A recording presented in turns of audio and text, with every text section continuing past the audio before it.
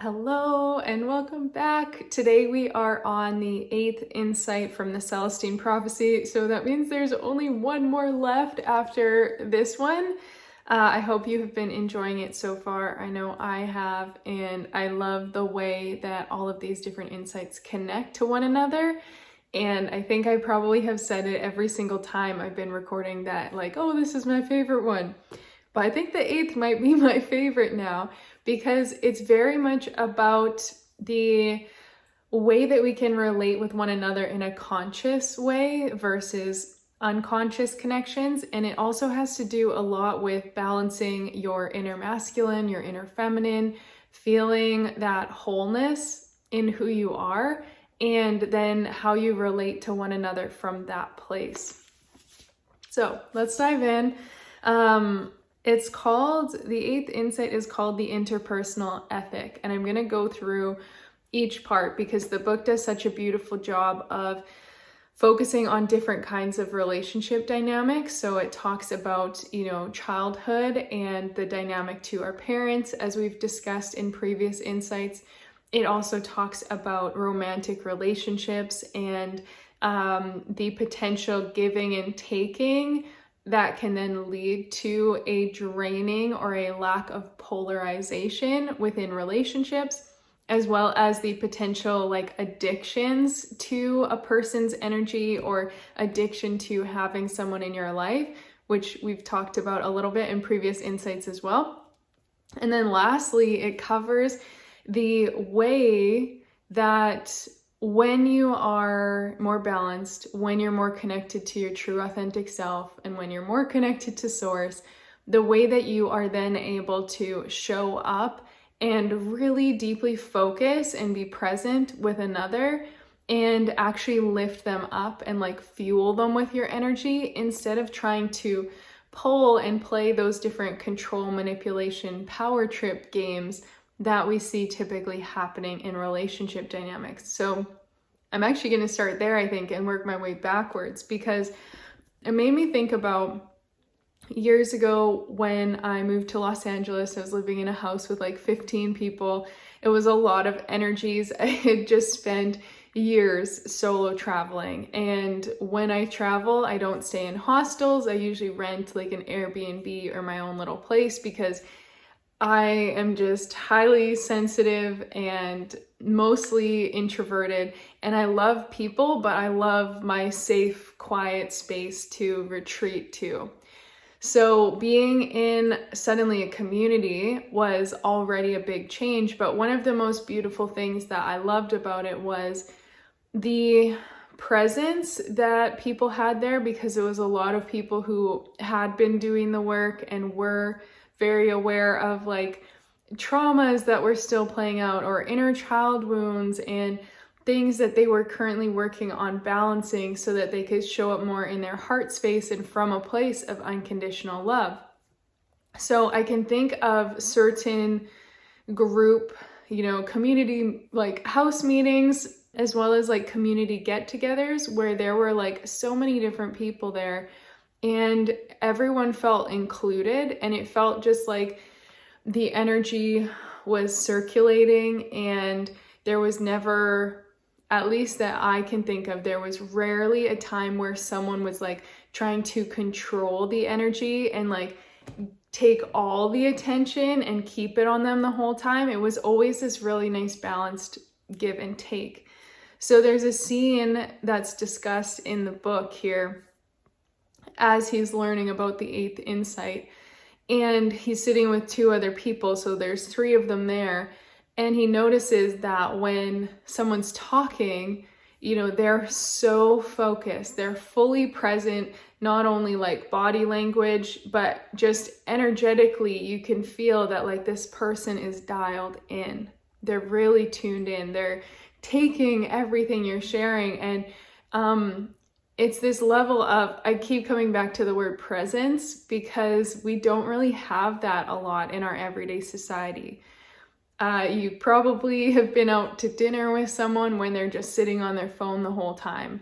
And I know the number of times I've been like, you asked me a question and you're not even listening to the answer. Like, you asked the question, but you're busy texting someone else. So there's no need for me to even share, right? Because you're not listening, you're not taking it in, you're not absorbing, you're not focused on it.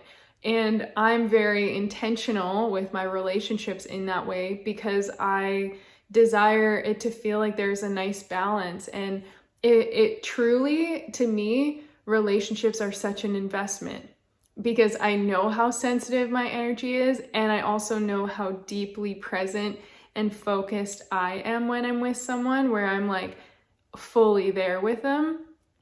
Aside from when I'm like in my own dramas, which still happens from time to time.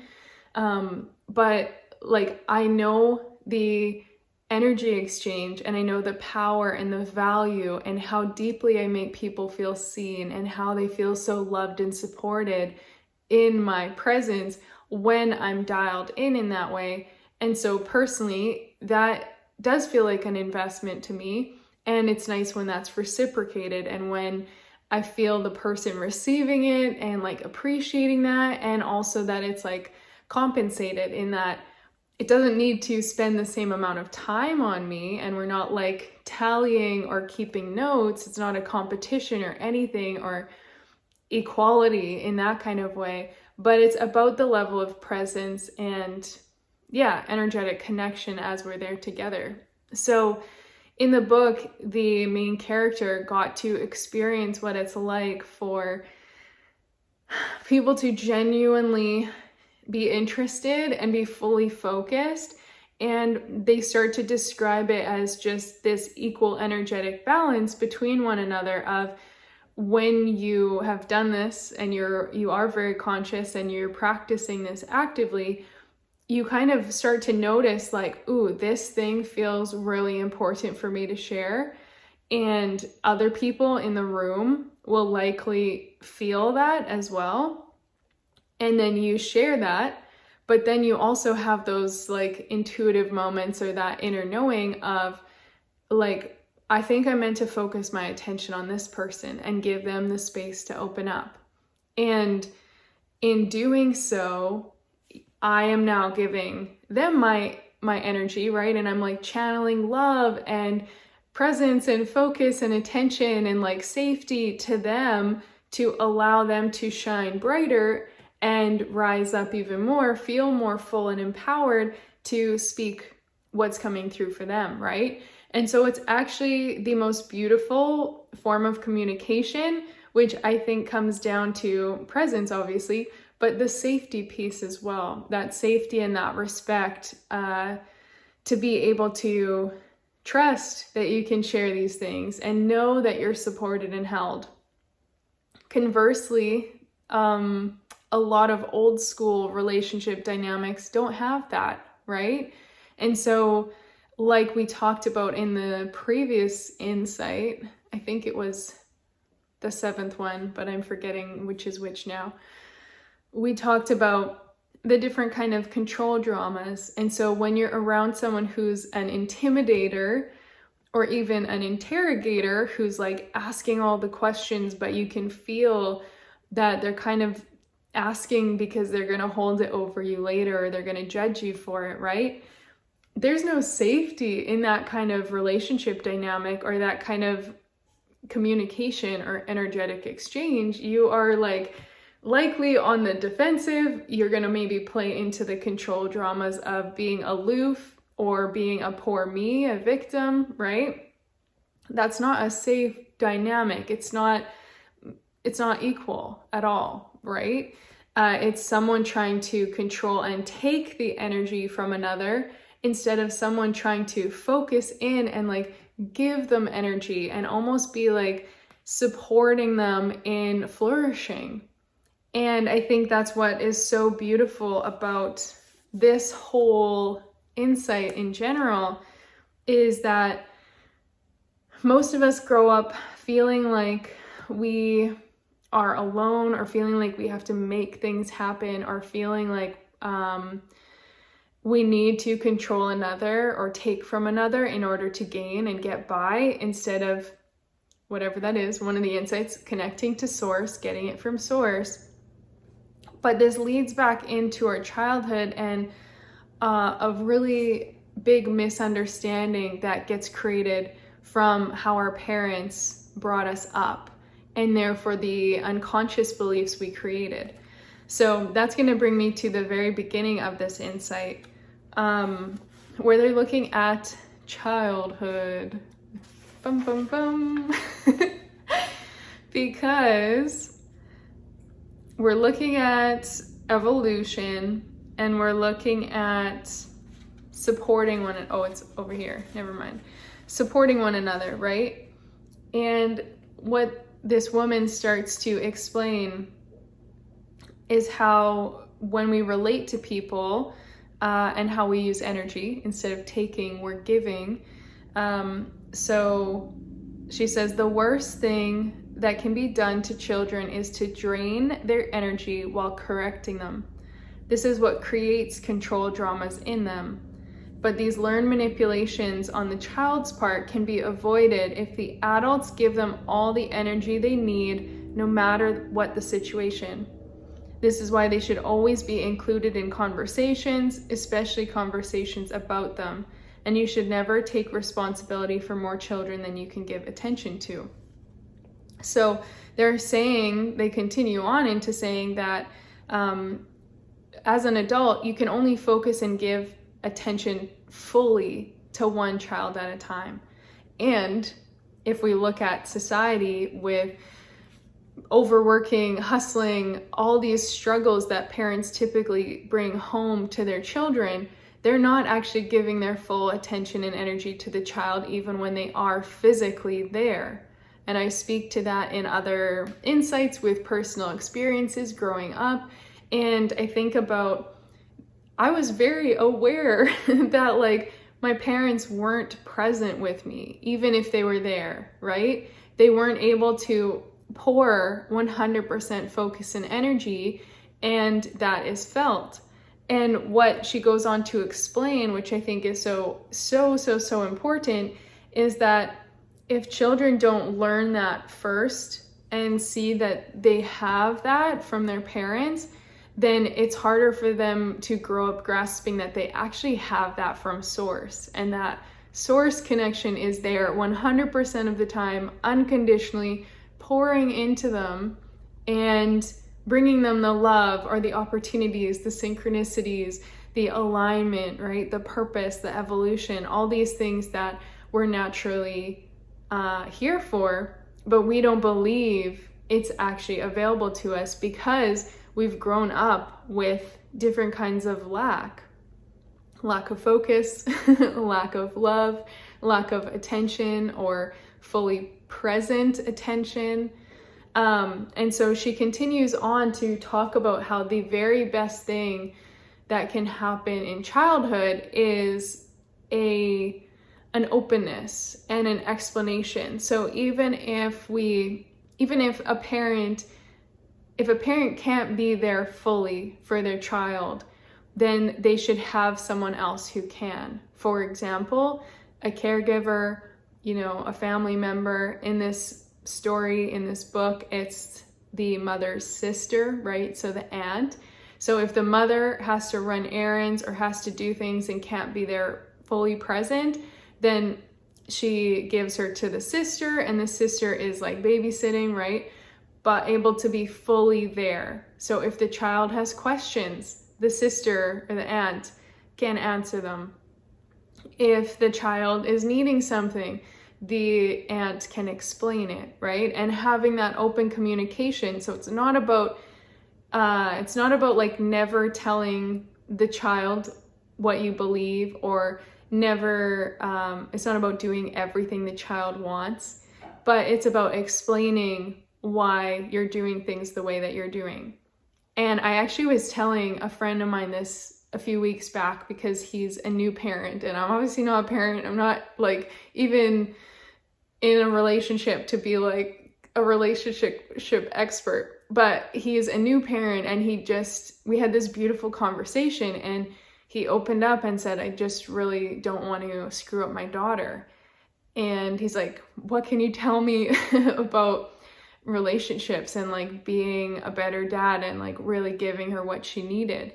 And I just said, honestly, obviously I can only speak for myself, but if my dad could, like, if he weren't there, but if he communicated and were clear and honest the times that he was, things would have been a lot better, I think, right? Because they go on to explain this in the book. Children are very smart and children are picking up on things all the time. And so if a parent is absent or a parent is playing out their own control dramas, it is impacting the child and now the child's viewpoint of life.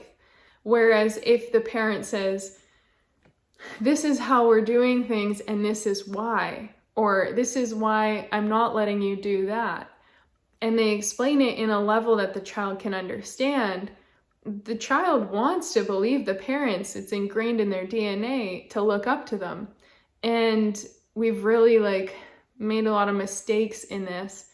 We've also lied to children and hid the truth from them, or made up extreme falsities that then later on, children are like, well, wait, you lied to me about these things. What about the other things? Like, how do I know what's a truth and what's a lie? And I can't actually trust you. So it's just so important of starting from the beginning with this sense of trust, with this respect. They go on to talk about competing each other, siblings competing, sibling rivalry, competing against one another to try to get more of the adult's time. Really just noticing that,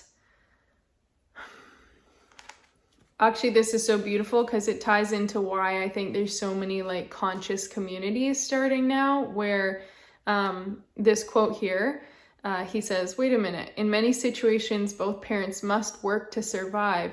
This denies them the right to have children. And she says, not necessarily. The manuscript says humans will learn to extend their families beyond blood ties, so someone else is able to provide one-on-one attention. All the energy does not have to come from the parents alone. In fact, it's better if it does not. But whoever cares for the children must provide this one-on-one attention.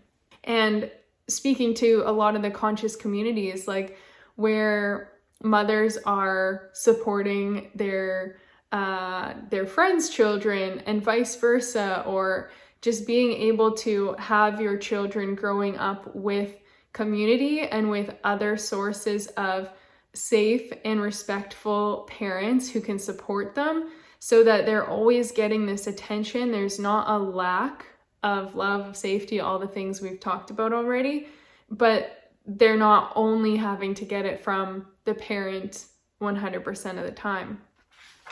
So, this then goes into the relationship dynamics, which leads into the energetic addiction. So I'm going to try and summarize this quickly too, which I forget who it is who did all that psychology stuff way back when about sons and their mothers and daughters and their fathers, right? But we see it in like lots of different ways and lots of textbooks. But the inability to, as children, understand, and even as adults, a lot of people are still unaware of the fact that like you have an inner masculine and an inner feminine energy. So regardless of your physical biology and your gender, you still have masculine and feminine aspects. So if, for instance, like me, my dad was not available very much in a lot of ways that I needed, so my sense of the masculine was lacking and not a very healthy masculine. That means that my inner masculine was like very, very imbalanced and very not supportive. It didn't have the qualities that an ideal masculine would have. And so because that was lacking within me, because I hadn't seen it growing up and wasn't ever educated on it because my parents weren't aware of it, that kept me then looking for that outside of myself, which is what can lead to the energetic addiction of like trying to manipulate or pull or take or seek that energy from a physical masculine outsider source in order to then feel like I'm complete. And the same thing happens for like young boys, is that if their mother wasn't there in certain ways, and if they weren't taught to embrace the feminine attributes, such as the emotionality and the intuition and the heart and the creativity, if those things were looked down upon, or, how many young boys are told that their emotions are bad and make them weak, well, that means that internally, they are now going to have a inner feminine imbalance and think that they need to seek that. And there's like a craving for it because it's a part of who we are, but it hasn't ever developed within us. So we get these strong attractions and potentially addictions externally to feel complete and feel whole. And it can only ever lead to an eventual blow up in an imbalance, because if you find that in an external person and they fill your cup in that way for a little while, eventually both partners are going to want to control the other, because they're thinking the other person is what has now completed them. And now it's like, we're a unit and I need to be in control of this unit. But the other person's probably thinking the same thing, and they're like, well, I want to be in control of this because I'm also like a separate being and I like controlling my life, right?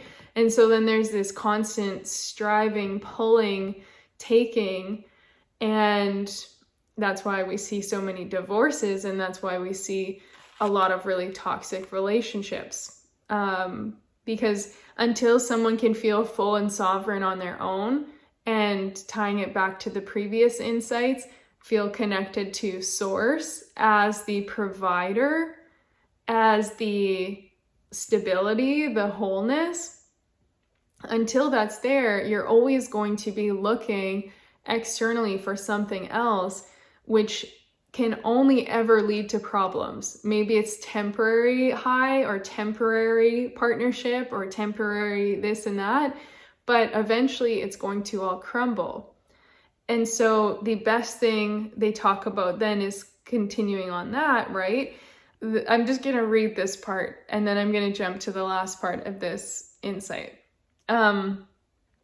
This is explaining what I just explained way better than I just explained it. Okay, so because the child, the daughter, is like, there's this desperate desire for her dad's attention and for that physical masculine energy.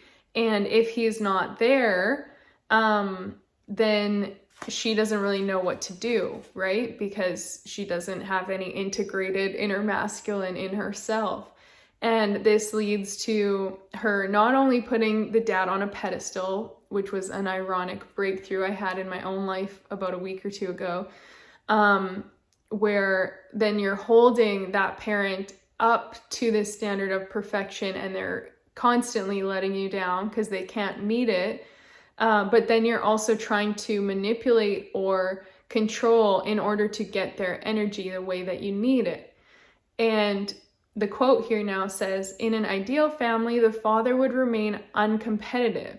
He'd continue to relate honestly and have enough energy so as to supply her unconditionally, even though he can't do everything she asks, right? So it's not about spoiling and doing everything, but it's about that level of unconditionality. And I just keep coming back to the word presence, of like being able to be fully there with them, even if you're disagreeing, even if you're telling them no, even if you're saying something to your child, but you're fully there and they can feel that and receive that.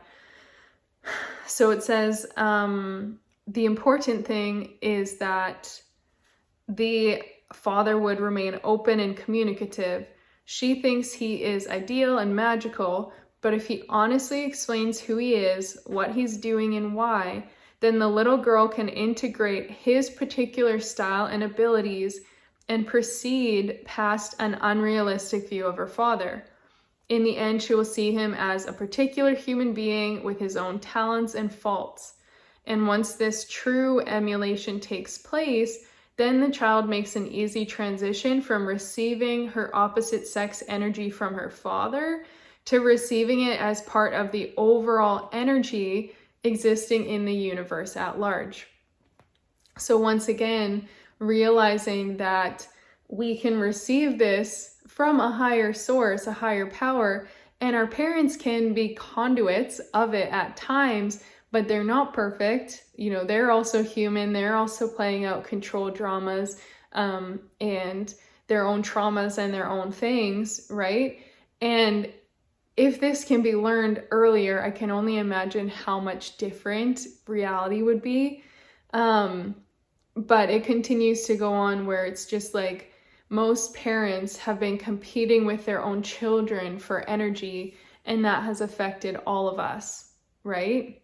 So parents are not only competing with one another, as we see in the less healthy marriages and relationship dynamics where the man and woman are competing, right? And there's always this kind of power play.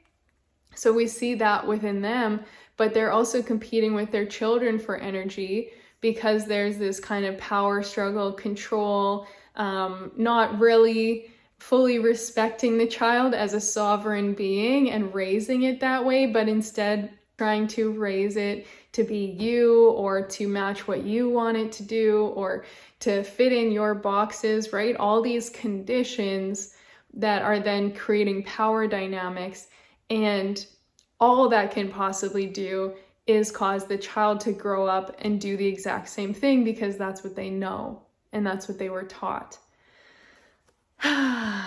Crazy, man. Childhood.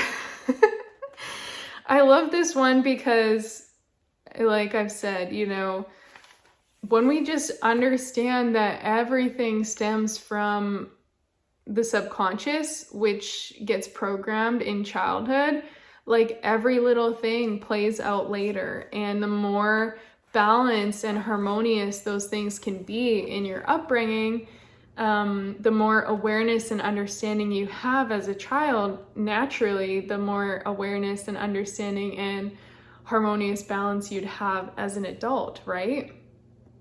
So now here's the final trick, because I love this example.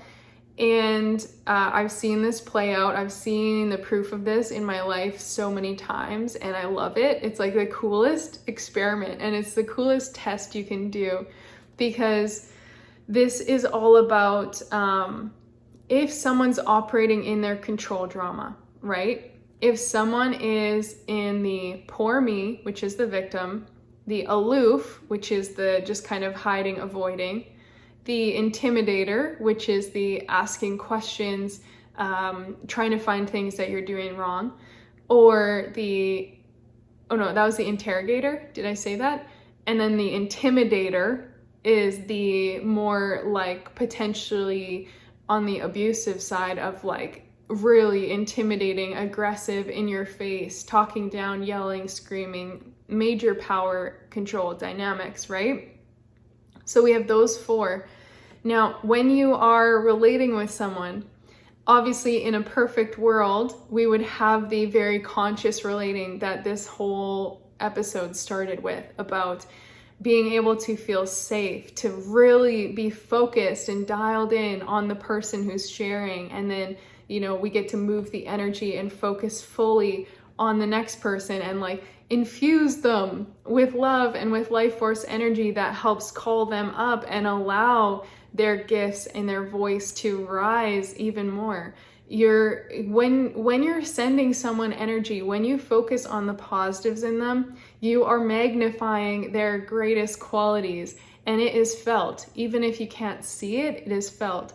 So the best thing we can do is focus on the beauty in someone.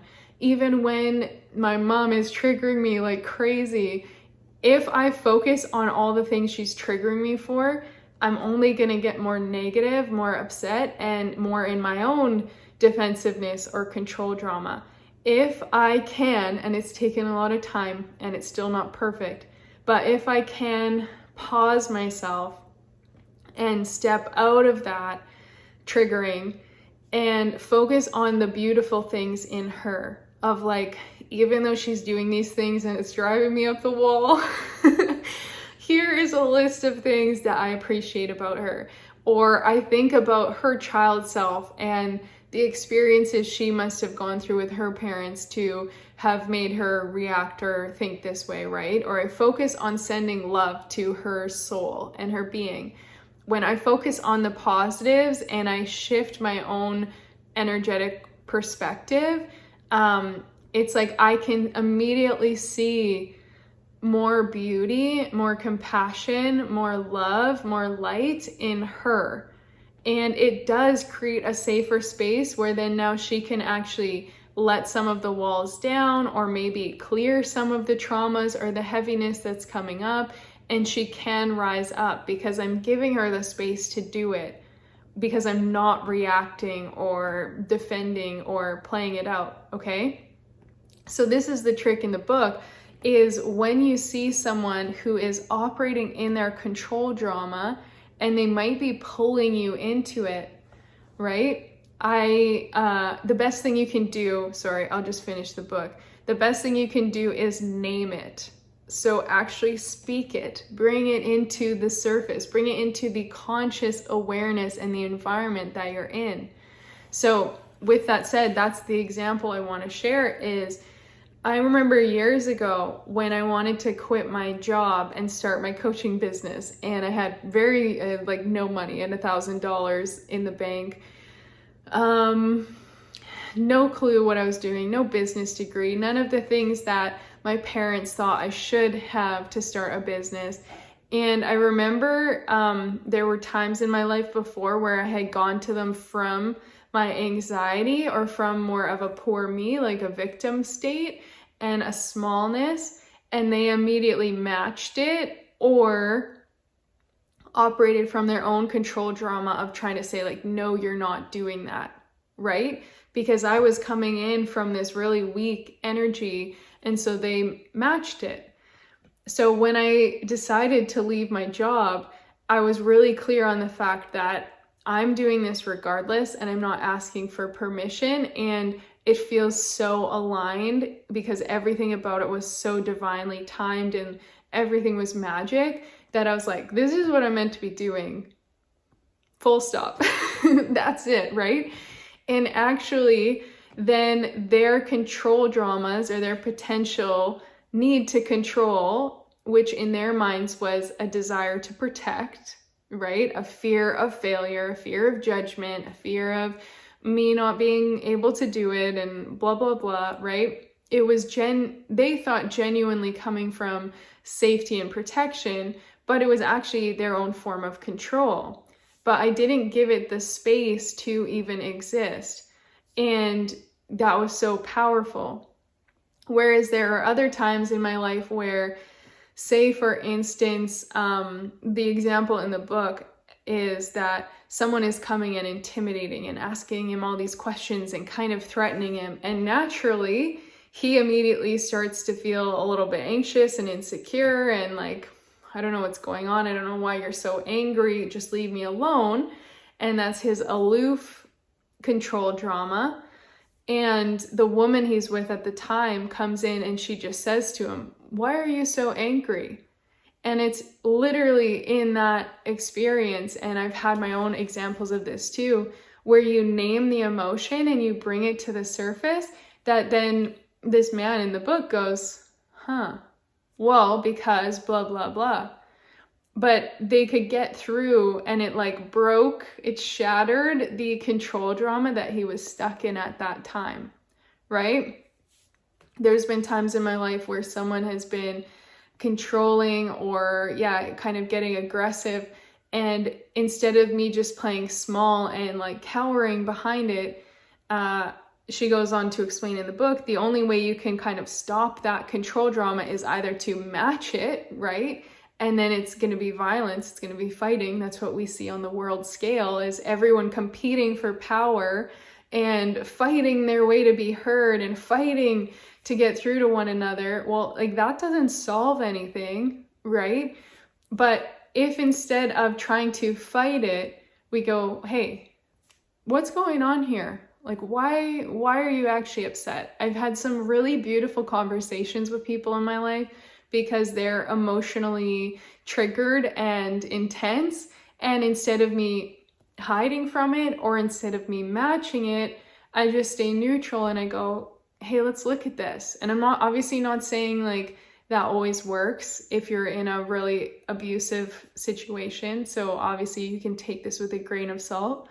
But a lot of times when we're in that place, if we have the chance to call the emotion up and bring it to the surface and say, like, I can tell you're angry and I just want to know why, like, what's actually going on here? They're going to tell us the root cause. And we can see, oh, it's because blah, blah, blah. Or we can see, well, it's probably their own control drama. It's their own thing from childhood playing out. Right? And what she goes on to say in the book is, in those moments, she would send that person love. She would try to find the positives and the beauty in them. She would try to think of their own inner child, right? And see, like, this is just a really wounded child that has had to protect itself so many times that this is why, he's so hardened or she's so hardened. And bringing that softness as much as possible allows for major healing. And like I said, kind of like the ice to begin to shatter layer by layer. So, I think that's it for this insight, my love. All about how differently our communication and our relationships would be if we applied these insights. Let me know in the comments if you have been trying these out, if you've noticed any shifts in your own life since going through these insights with me. And I will see you very soon for the very last one. Bye for now.